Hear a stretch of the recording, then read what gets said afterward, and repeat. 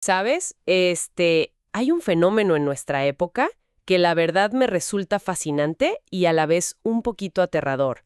Y es que cuando hablamos de, no sé, resolver un problema emocional o un diagnóstico, hay como una expectativa casi robótica de precisión.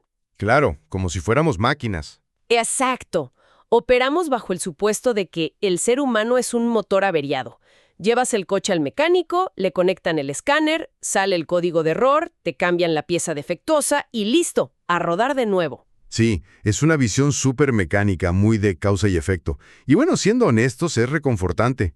A la mente humana le fascina que las cosas sean medibles, ¿no? Que las puedas meter en cajitas ordenadas con etiquetas. Nos da esta falsa sensación de control. Ajá, control sobre el caos de estar vivos. Pero luego te asomas al mundo del dolor emocional, a toda esta complejidad humana, y ese escáner metafórico empieza a sacar chispas. O sea, vivimos agotados por este paradigma de diagnósticos rápidos, promesas mágicas de optimización. Como si fuéramos una aplicación de teléfono que necesita una actualización. Totalmente. Y justo en medio de todo este ruido, el material que vamos a desempacar en esta inmersión profunda plantea una pregunta que te obliga a frenar en seco. Es, a ver, ¿cómo se cura realmente a alguien? ¿Y cómo se cura uno a sí mismo cuando el problema no es un virus? Es una pregunta enorme, quizá la más antigua de la humanidad.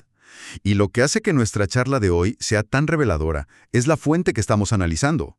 No estamos revisando, digamos, un ensayo clínico súper técnico ni un manual de psiquiatría. No, para nada. Hoy nos basamos en un relato terapéutico, un cuento precioso llamado El vitral de los 7 cubos. Y la protagonista, pues no es una paciente en un hospital, sino una niña de 5 años y medio que se llama Yemita, y padece algo que el autor llama muy poéticamente una fiebre del alma. Me vuela la cabeza ese término, fiebre del alma. Y la misión de hoy, para quien nos escucha, es decodificar este método que plantea el cuento, el método del heptacubo.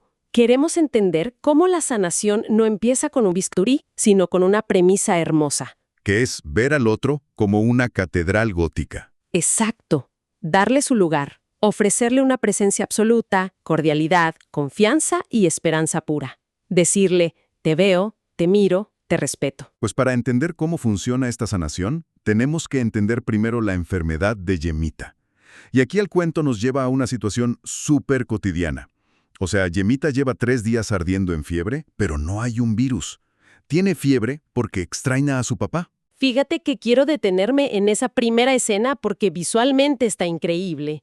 Haz de cuenta que llega esta niña de la mano de su abuela a un pueblito escondido. Trae en el bolsillo una pierra de río que le habla en el silencio. Ujú. Y ahí se topa con Santi, un niño de 8 años, nieto del sabio Nasrudín. Santi la ve desde un tejado. Baja, se le planta enfrente y le dice unas palabras que le aflojan un nudo enorme en el pecho. Le dice a los ojos, te miro, te veo, te respeto. Wow. Es que esa frase es el cimiento de todo. Es el reconocimiento absoluto de que el otro existe. Y aquí se introducen los 2 primeros pasos del método. El primero es entrar. Entrar. Sí, pero en este contexto, entrar significa acercarse al espacio del otro sin armas. O sea, sin diagnósticos prefabricados, sin la agenda oculta de querer cambiar a la persona. Es pura presencia. Yo pensaba en una analogía para esto de entrar sin agenda. Haz de cuenta que es como visitar un museo de arte. Si entras con una lista de verificación y un cronómetro para juzgar cada cuadro, pues la obra nunca te va a transmitir nada. La estás diseccionando. Claro, te pierdes la experiencia. Exacto. En cambio, si entras solo para observar, si le das su espacio al lienzo, la pintura te habla. Pero a ver, me pongo la gorra de escéptica un segundo. ¿Por qué a los adultos nos cuesta tanto simplemente ver a alguien sin intentar arreglarlo en los primeros 5 segundos? Que hay que borrar ya. Hay mucha intolerancia a la incomodidad ajena. Sí, No aguantamos ver al otro sufrir. Y el síntoma, que en Yemita es la fiebre, no es un error, es un mensajero. Y ahí Nasrudín aplica el segundo paso, que es intuir. Él no saca un termómetro, se arrodilla, se pone a la altura de la niña y le dice algo insólito. Cuéntame lo que no te han preguntado. ¡Qué maravilla! No le dice cuánto te duele la cabeza, va directo al vacío. Exactamente. Intuir no es adivinar, es afinar el oído para escuchar el silencio entre las palabras. Hay una línea de Nasruddin que es clave en neurobiología moderna. Dice, el cuerpo no olvida lo que el corazón no ha terminado de llorar. Órale, esa frase resume décadas de estudios sobre el trauma en el sistema nervioso. Yemita extraña a su papá, pero como todos le dicen que él ya está bien, nadie valida su pérdida. Su dolor no tiene permiso de existir. Y justo cuando la validan, aparece un personaje fascinante, Yamsay, el gato, que literalmente no hace nada extraordinario. Va, se frota contra ella, ronronea y ya, acompaña. Pero ese no hacer nada es enorme. En psicología es sostener el espacio, ¿no? La corregulación del sistema nervioso, exacto. El gato no le da consejos, está ahí. Le da dignidad a su dolor. Y cuando logramos ver a la persona sin urgencia de cambiarla, necesitamos dimensionar qué tenemos enfrente. Y ahí es donde entra esta señora, la gran S, la sabedora de tramas invisibles. Ella le explica a Yemita que no somos máquinas descompuestas y lanza esta metáfora increíble de que somos como el vitral de una catedral gótica. Es una imagen poderosísima. Imagina esos vitrales inmensos.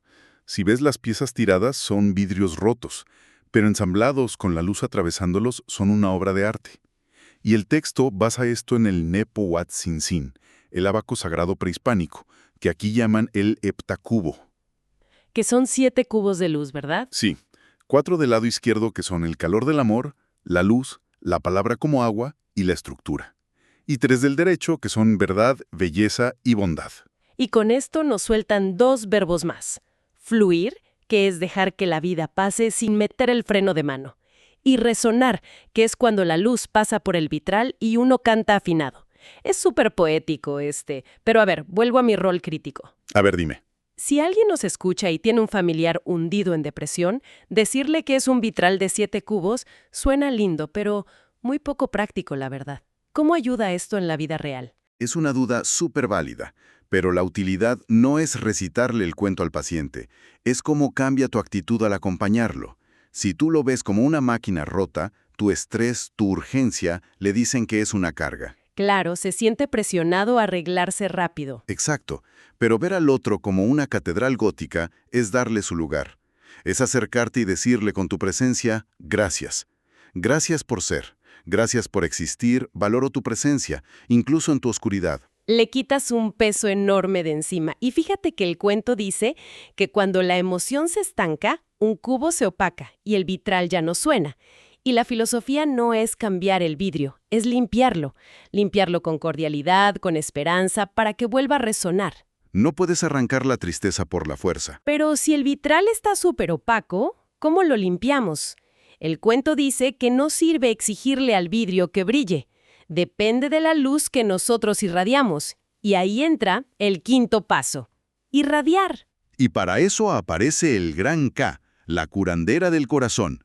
Ella se sienta junto a la cama y le enseña que el amor más puro no pide nada a cambio. Ni siquiera te exige sanar. Fíjate que yo lo pensaba con una planta.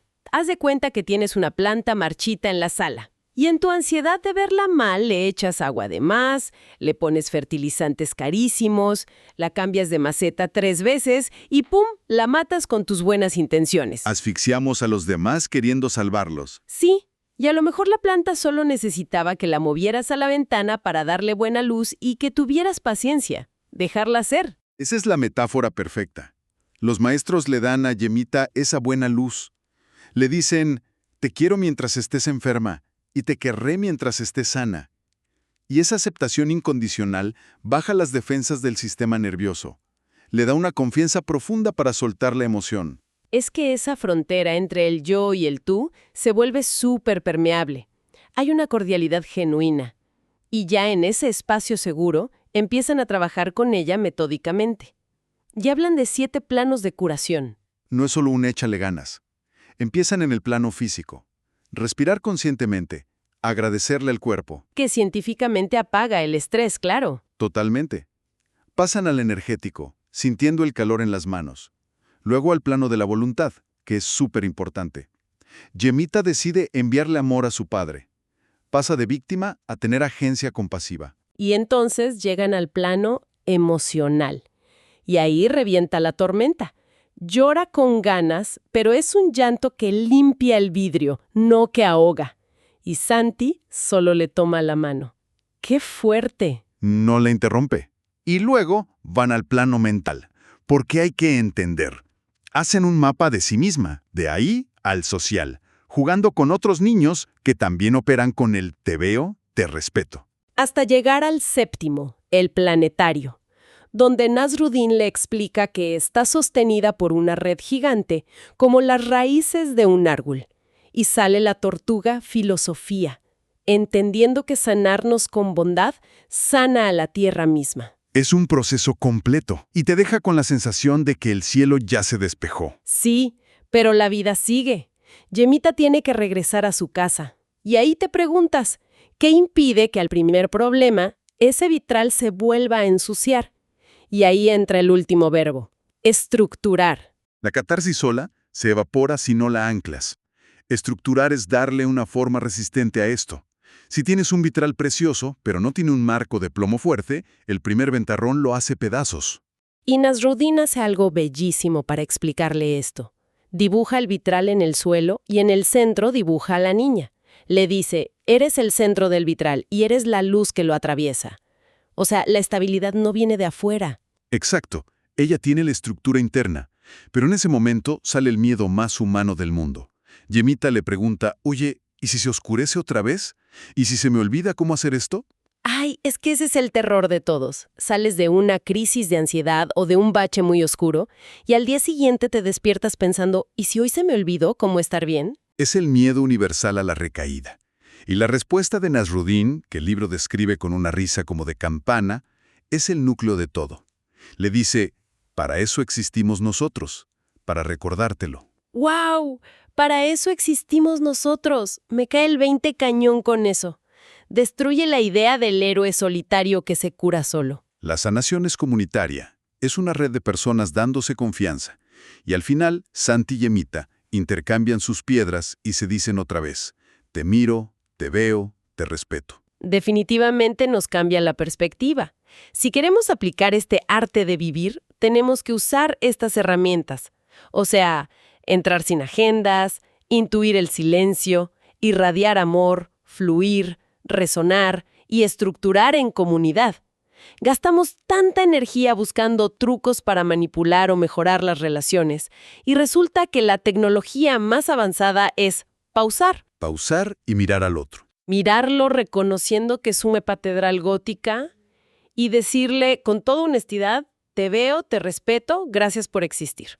Dejamos de ser mecánicos frustrados y nos volvemos testigos respetuosos, ofreciendo esa esperanza pura. Y para cerrar esta inmersión profunda, para quienes nos acompañan hoy, quiero dejarles una pregunta para que se la lleven. Si somos vitrales que dependen de la luz que dejamos entrar y la que irradiamos, a ver, ¿quién en nuestro círculo cercano está hoy como un vidrio opaco?